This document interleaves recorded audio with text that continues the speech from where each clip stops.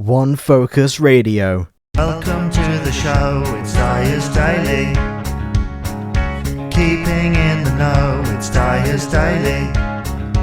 We've got chat, we've got discussion, nice and slow, ain't no rushing, reading emails and events. Sometimes he makes no sense. It's time to start the show, it's Dyer's Daily. He'll be there in a mo, it's Dyer's Daily. We've got plays, we've got interviews, even stuff that's in the news. Local and otherwise, come and try it on for size, it's Dyer's Daily. Hello and welcome to this edition of Dyer's Daily for Friday, the 14th of December 2018. Today we're talking about Christmas songs and the repetition of such. But before we do that, let's have a listen to some non-Christmassy adverts for other podcasts that are out there. Yes, dear listener, there are other podcasts and we're just about to hear all about them. I shall see you in just a moment. Have you ever been reading through a stack of comics and thought, maybe I should see what the Arkham Asylum game is all about? Or been playing Marvel vs. Capcom and felt like you were at a real disadvantage since you didn't know who half the characters were? Well, Play Comics is the show for you. I'm Chris, and each episode we take a look at video games based on comic properties and how well they stick to that source material. So whether you know the comics and want to know how all these games work, or you know the games and want to find out where all this craziness came from, go check out Play Comics at playcomics.com or wherever you find your favorite podcasts. So yeah, so it'll be like, I'll be like, hey, and then you guys will be like, hi. Wait, is my Like, headphones plugged and I'll be in? like, we are the Drunk Detectives. Mm-hmm. Meat All and right. potatoes. Sounds good. Yeah.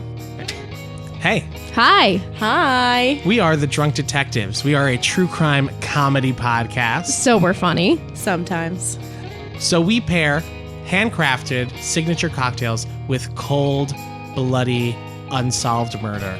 We release a new episode every Sunday, and you can find us on the Apple Podcast app, on Google Play Music, Stitcher Radio, and Radio Public. Or you can follow us at www.thedrunkdetectives.com. Bye.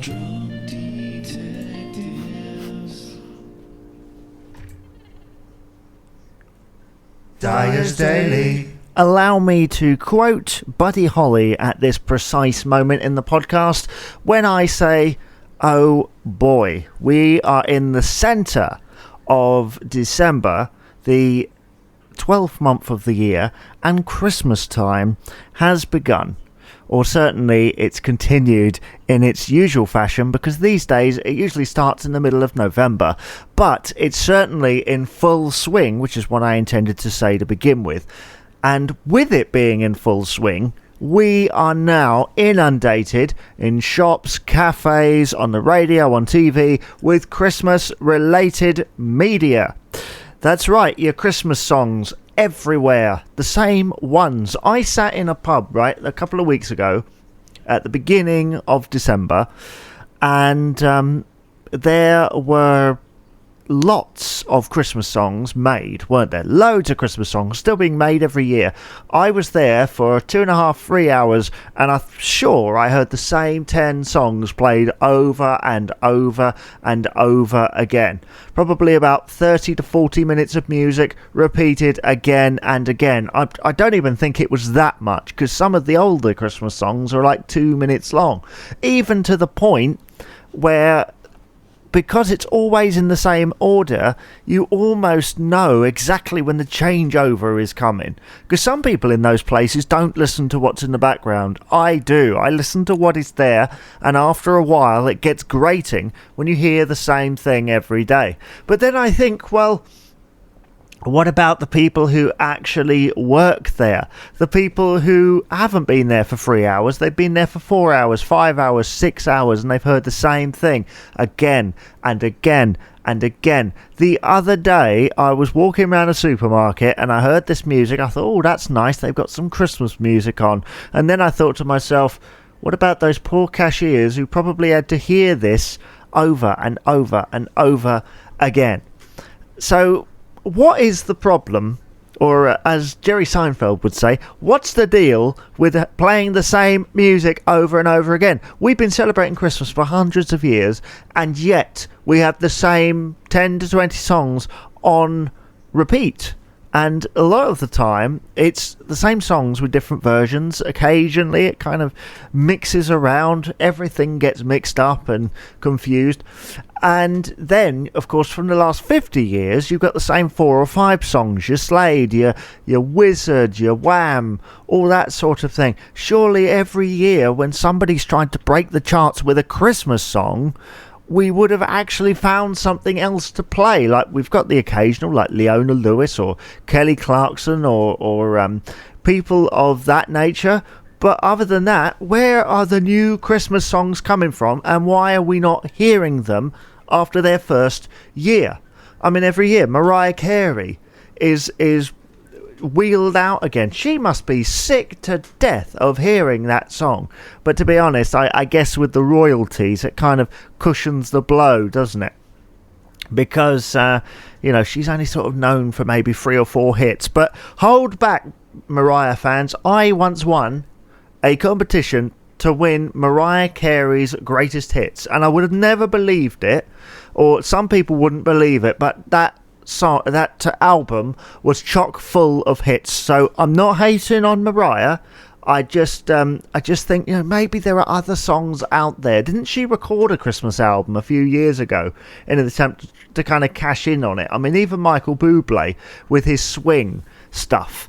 It's like he sat there and he's gone, well, those swing performers are always really popular with stuff, and they've been played for years and years. So he releases a new album of Christmas material, mainly old material from Christmases past. But you kind of think, do we need another version of whatever song it was?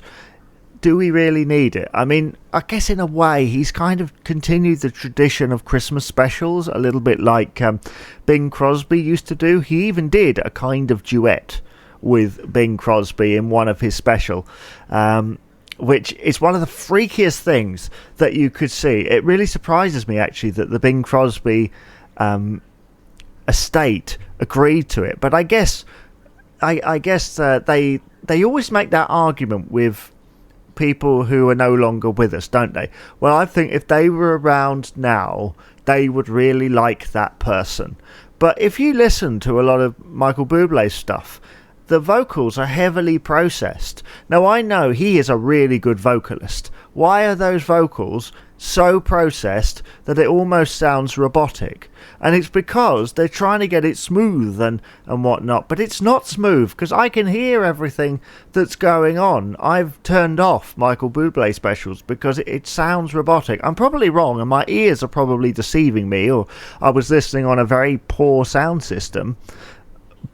But I just think, when you've got a voice that good, why are you doing all this processing stuff? I mean, for dance records, yeah, okay, fair enough, it's part and parcel. Maybe the occasional rock record. But when it's swing, when it's all about the silkiness of the voice and the smoothness, why are you resorting to using that technology? I don't know. And I think Michael Bublé's album at Christmas has become one of those festive favourites, and it's nice, but again, it's the same old songs. Every time someone releases a Christmas album, it's the same songs again and again. Where are the new Slades coming from? The new Wizards, the new Mariah Careys? And I don't just mean doing cover versions of old Christmas songs. Where are those new Christmas songs coming from?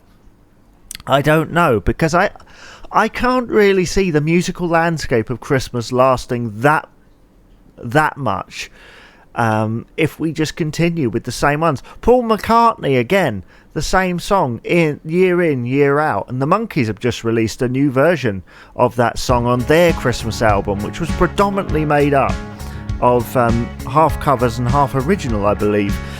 Anyway, this is the end of the Dyers Daily podcast for today. Thank you very much for listening. I shall see you on the next podcast. Please remember to rate, comment and subscribe on your favourite podcast provider, and I shall see you on the next episode of Dyers Daily. Thank you very much. Bye-bye.